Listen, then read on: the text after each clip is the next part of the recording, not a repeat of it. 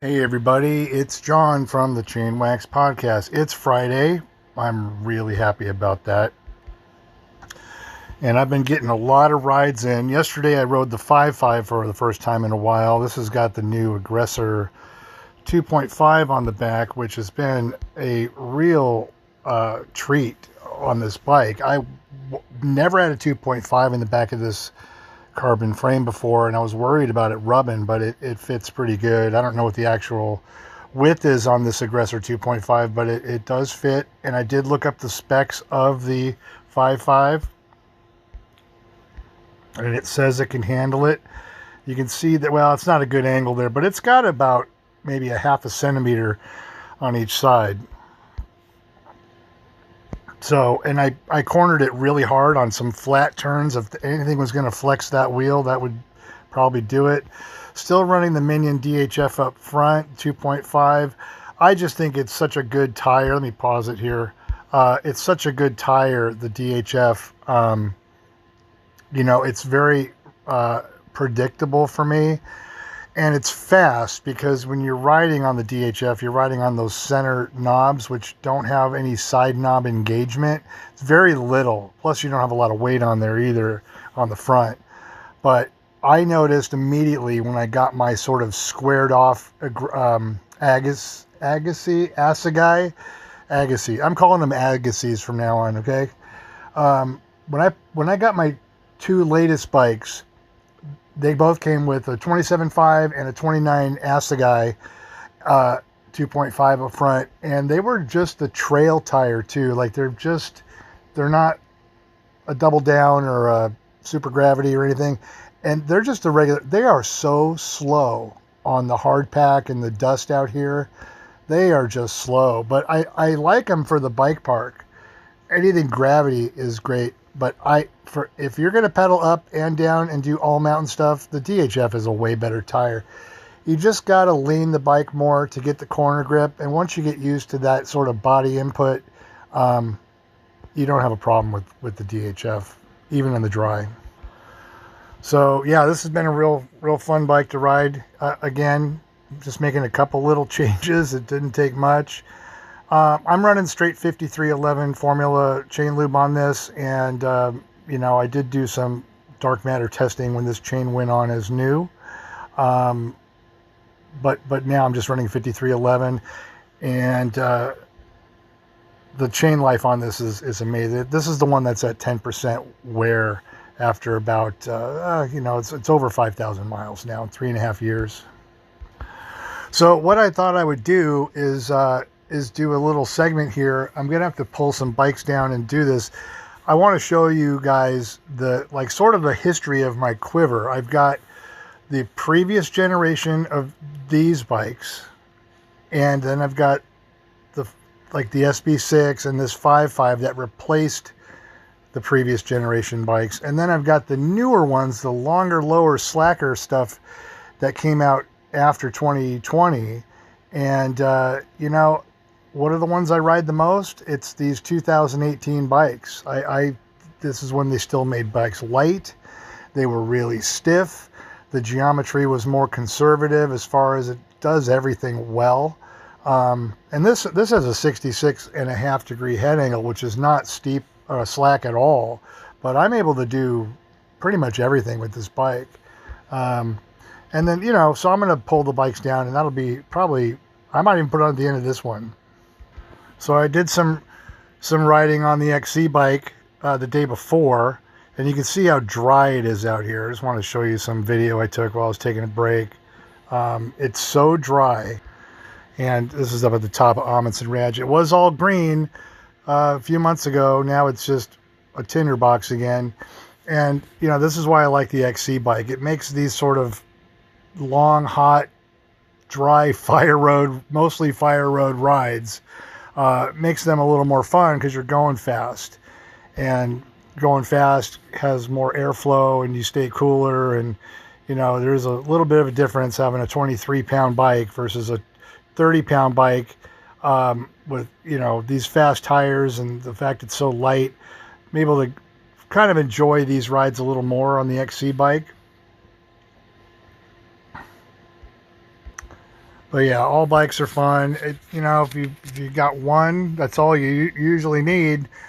The real reason for me having multiple bikes was I had a dirt jumper, a downhill bike, and a trail bike. And then when your trail bike breaks and you have to wait for parts, that is a bummer. So eventually I had 2 trail bikes, and that's really the reason. I still only have one downhill bike basically and one working dirt jumper. But as far as trail bikes, I think having 1 or 2, it's better to have 2. That way you can always ride when you want to ride and not wait for something to be fixed. It's really a bummer, especially when you're training. So yeah, and the XC bike was sort of a splurge. I wanted to start racing. I was in such good shape at the time I bought this, and then I cracked my pelvis, and that put about a 9-month damper on my progress. I wasn't able to ride very hard because of the torn ligaments, basically. So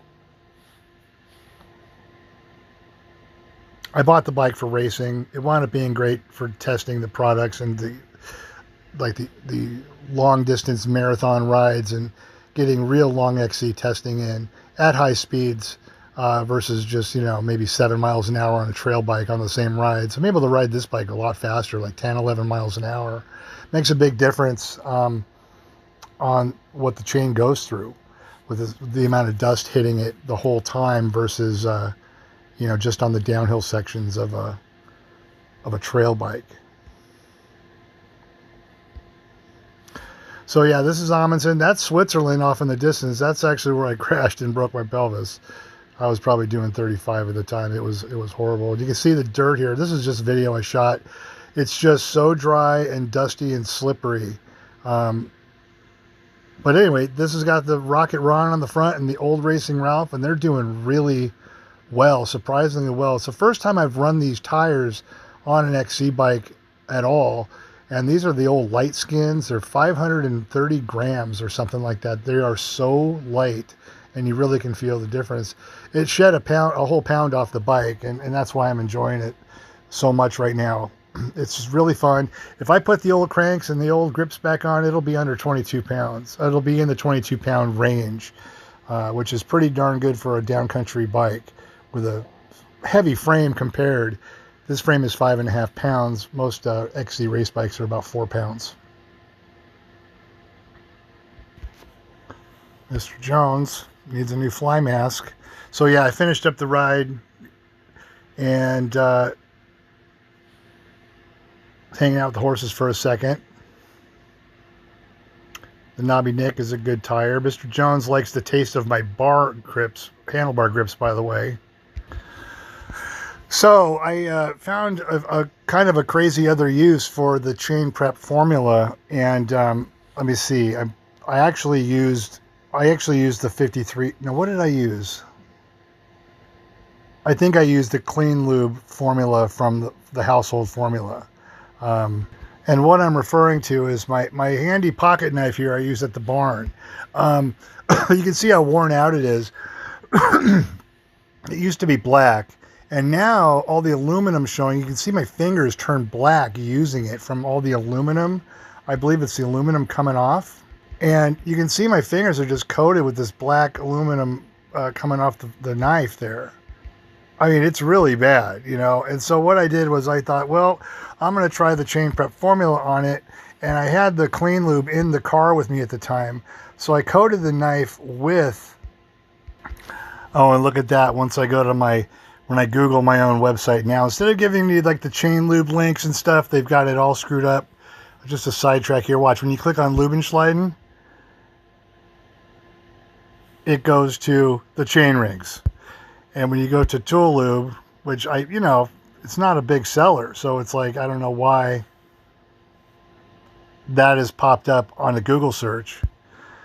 But I was going to go to my chain lube product, and they got how to order. And let's see what's under aMTBer suspension tools. Okay, at least that's got the right thing there. So I love AI, how it just decides to mess with your life like this. It's just really annoying. It was fine the way it was before. So I obviously pointed this out in a video, and then they decided to change it because it's basically harassment. That's what it is. So even though the lube and sliding gets you to chain rings, under categories you can click on chain lube. But what I was going to talk about real quick was the home and auto link here, and that's the clean lube. It's $8.99, real cheap. But this is what I put on my knife. I always use this or the chain prep to lubricate the hinge, you know, the folding knife. And I put this all over the outside because of the fact it repels dust and waterproof, and it has the corrosion stuff in it as well. And so now when I hold my, I'm not going to get fresh video, but you know, it was so bad I decided to take a picture of what was coming off of my hands and see if I could stop that. And just putting a little coat of this on there prevented all the metal from coming off. So that same protective barrier is on your chain, and it holds up for a long time. This is what helps prevent the rust. Where other waxes, the rust will happen right underneath. And so I thought I'd point that out. You know, the anti-corrosion stuff is in all the products, including the clean lube, and especially in the tool lube, which is right below it here. The tool lube has the high torque, like high pressure. They're more high pressure particles. I use it, like, this is great on my old drill, like on the chuck that holds the bit. That thing gets pretty nasty with all the dirt and dust that goes in there. So, you know, this stuff is the stuff you use around the house. It's based off of what we learned making the original top-off formula called Smooth Lube Original, which is now our chain prep formula. So it's similar, but it's got a different formulation, and that's why the price is what it is. But having said that, you can use this stuff to clean your chain as well. But it does not have certain things that the chain prep formula has, though. So I can't talk about that, but chain prep formula is really good for your bike, guys. Just use it all around. And this stuff's really good around the house. Very safe around the house. So I've got a new little thing I thought of today. I got a customer that was asking me about which product to use on the YouTube comments. And I was looking for his order. He said he was going to order, and I commented back, and I said, I don't see your order yet, but when I do, I'll throw in a free wax applicator brush. And he responded and said, oh, great. And he put his order in. So I thought, you know what I'm going to do is anybody who orders, who leaves a YouTube comment, I'm going to throw in a free wax applicator brush. Okay. It's not going to be this one because I'm actually almost out of these right now. And these are the ones we have for sale, but it's going to be one of the green ones or the yellow ones, which are, they actually work just as good, if not better. They actually do maybe even a better job of the chain prep procedure, and they apply the wax very well as well. So anybody that leaves a comment on my YouTube channel, if you order, and you can direct me to your comment, you know, if I can figure out who's who, I will throw in a free wax applicator brush for all orders over $25. Okay, there you go.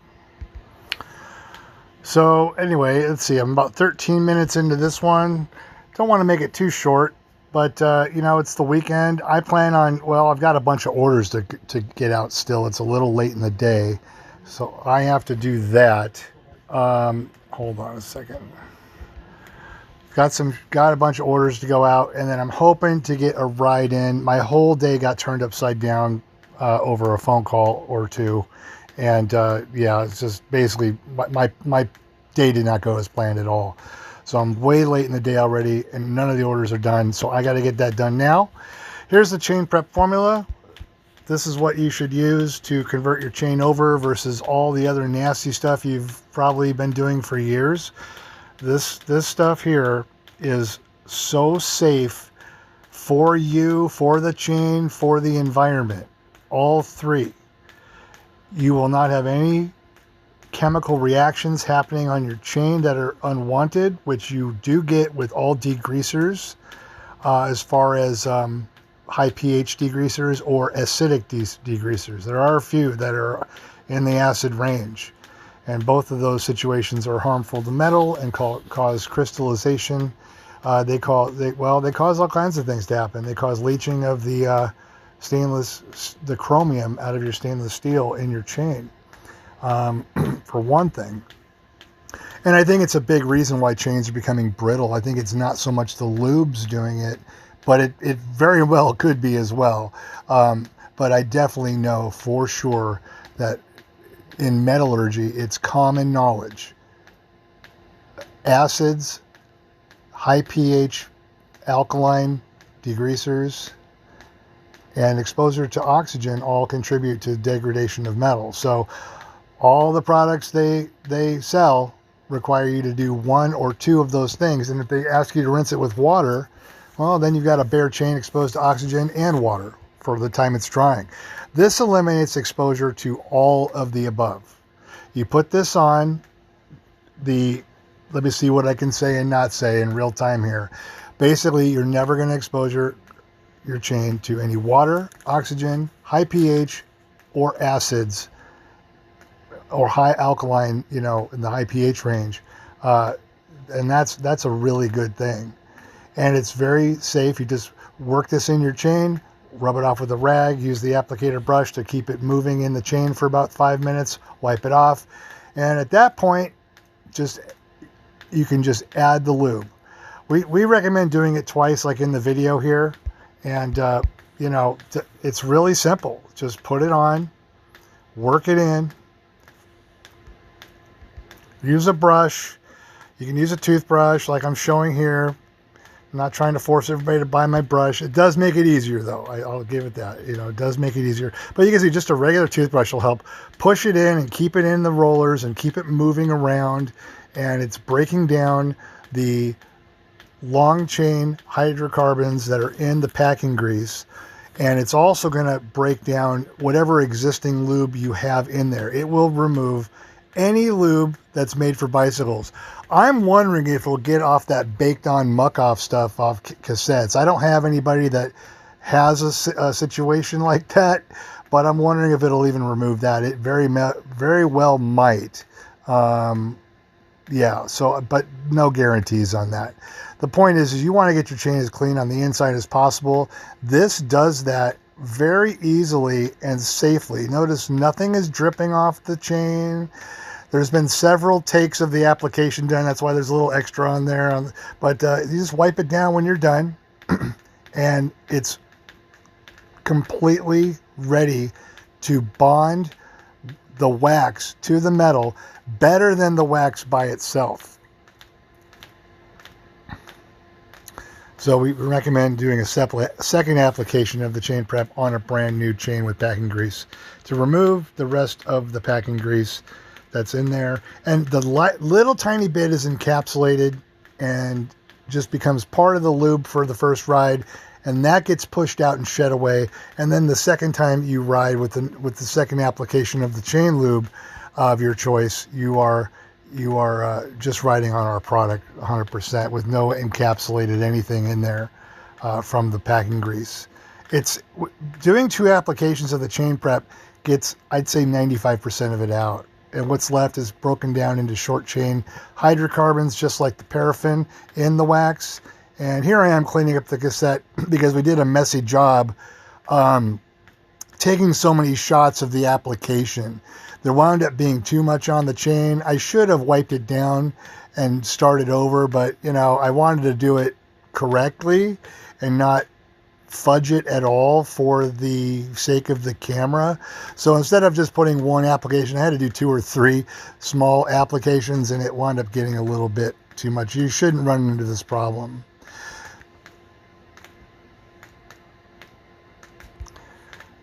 Cleaning up the chain ring, any transfer there, only because there's a little bit of grease. Now you can see it's a black cassette and a black chain ring, and it dries very clear on there. Most people don't even notice it. And anything that's left on the chain ring, you can spread it around on all the cassette cogs, and it will help repel the dust there. Anywhere you don't want dust to stick on your drivetrain transmission, you can use this stuff. I even put a little bit on the outside of my derailleur to help repel the dust off the derailleur from getting into all the nooks and crannies of the derailleur. And it does a wonderful job there too. Having said that, it's also great on your SPD cleats and the mechanism in your pedal. Nothing sticks to it, so your pedals will be lubed up and quiet, and no dust sticks to them. And it helps repel mud and water too in wintertime. And then, for a pedal bike, a little bit of dark matter is pretty good once in a while. You don't need it every ride, but on an e-bike, we say do it every other ride or so, or every third ride, and alternate between one of the clear formulas like Uber Clear or 5311.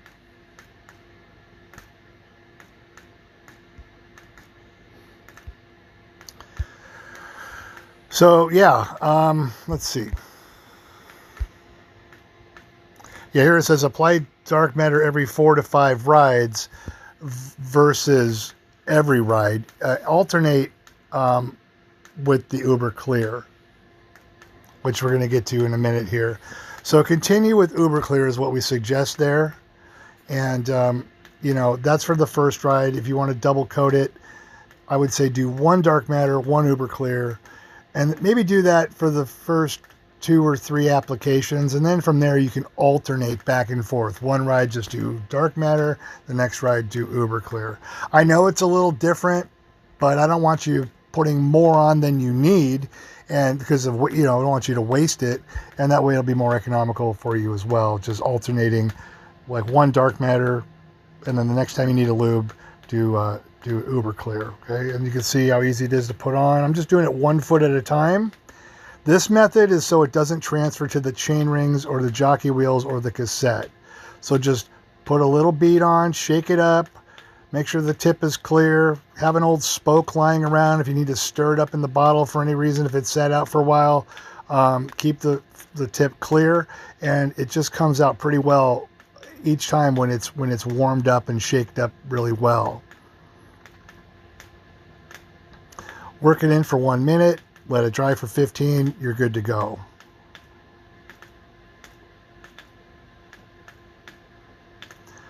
You want to make sure all the surfaces are treated on the inside of the chain, no bare spots, no voids. And you can get a lot more by putting it on this way. You can get a lot more in your chain than you can from any wax dipped hot crockpot procedure. Basically, the crockpot leaves a paper-thin film. You're able to actually fill these rollers to capacity. And there's a lot of controversy of how important that is. And I say that I know for a fact the more that's in your rollers, the longer you can ride. Many people have discovered that as well. So by keeping the chain constantly topped off, you're having the rollers filled as much as possible.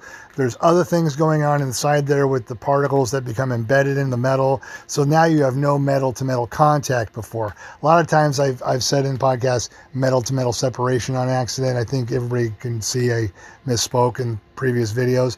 But the particles that embed in the chain prevent the metal to metal contact. And you're riding on the product itself, touching each other and not the metal to metal.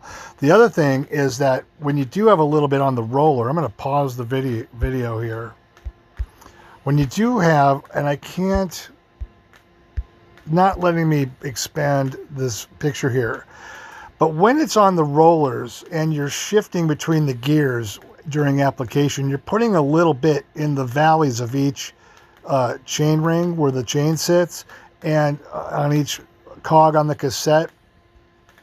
And that helps with you'll notice at the end of the ride, the rollers are like really clean, but you've deposited a little layer of wax in the valleys of your chain ring. And what that does is help the metal to metal contact be minimized as well with the engagement of your cassette. It also I think it feels smoother with the shifting as well. So it's something to consider. Just anywhere the chain is touching something, if there's a little bit on there, you're going to prevent wear on those parts, whether it's the jockey wheel, the cassettes, or the chain ring. All of these things are now really expensive compared to the old days. And, these T-type transmission cassettes are $660. Chain rings are about $100 a pop now for, the top brands that are out there. I like to use Race Face and Absolute Black and Black Spire. And what's the other one I have? Can't remember. Wolf Tooth. So those are the 4 chain rings I use, and none of them are really cheap. Although the black spires are actually a really good deal. They're made in Canada, just like Raceface is. At least they used to be. I don't know where they're made now that Fox bought them. But I have black spire chain rings on a couple of bikes, maybe 3 bikes. And they're really good. They're just as good as some of the other ones. The oval on them, that I have some oval ones, they're not as pronounced as the Absolute Black. They're sort of on par with the Wolf Tooth oval chain rings, which are really good as well. That's what's on my XC bike. So I think our process is completely unique for a reason. It's the best in the world as a result, and it took thinking all these things, all these different things, thinking outside the box is what it took to come up with this system that is working better than anything else on the market still. It's about 9 years later, and you know, there's nobody that has anything close to this yet. Ours is the best in the world. I'll say that over and over, and everything else is pretty much obsolete. This is a maintenance-free drivetrain, but if you want to maintain it, you can use some alcohol. Like you can, if you get, say, a bunch of crud on the outside for whatever reason, alcohol is a great way to clean up the outside. It's real simple. You don't even need much. The chain lube application itself reliquefies what's in there, and I've mentioned that many times, but not recently. One of the differences is that our chain lube reliquefies itself. Here I'm showing you how you can make your own wax applicator brush, but you know what? It's just as cheap just to buy one when you're placing your order with us. So the reliquefaction process of the new chain lube to the old chain lube is unique to our product, and this is why the applicator brush is such a great addition to the product line. You're able to push it in, and it reliquefies what's in there. You can push out any junk, but nothing really sticks to this. There's really not much to push out, and I think our system is redefined the whole experience of lubing and maintaining your chain and your bike, just like tubeless tires have redefined how we ride our bikes and deal with tires. We just pump them up, top them off once in a while with sealant, and most people don't have flats for months and months at a time. Back in the old days, I remember getting flats every few rides. You know, whether it was a pinch flat or a thorn, it was a constant battle of keeping tubes on hand that were ready to go and patch the old ones. And that was a whole process in itself. And, you know, these crockpot dip chains are asking you to turn your life into a constant management of which chains on which bike and which chains need to come off, and heat up a crock pot, wait 45 minutes for this Bottom line is, you know, once you put tubeless sealant in your tires, you really don't think about it other than top off the air before a ride, top off the sealant every couple of months, and you're good to go. I think our chain lube technique and products and this system that I came up with is sort of very similar, where once you learn how to do it, it's so much easier than anything you've done in the past or anything they're currently trying to sell you online for $200 for a crock pot, some wax chips and some pucks and some, you know, all the degreasers to go with it. And now you got to buy a chain link removal tool, which you probably should own anyway. But, you know, the bottom line is that it's a $200 buy-in to do what they're selling. And, you know, our product is $15 on average. So, well, I promised I would show some of my old bikes, but it's already so late in the day. I'm going to have to save that for the next one. I want to show you guys my original, well, let's see. It's hard to define this, but I've still got my third generation ago Yetis, which was a 26 and a downhill bike, and then a new thing called the full suspension 29er, and that would be the SB95, and then that morphed into my SB4, 5, my SB6, and don't have a current downhill bike to replace that old bike still. And then I've got the new generation, and I want to show you guys some things about these bikes I think you might find interesting. So I'll have to save that for the next one. So if you're new and you want to try one of the products, this is the one to start with for pretty much everything. And if you have an e-bike, get the Darkmatter. But this will, and that's the new label, road bike and race bike Formula 5311. Best stuff for your bike.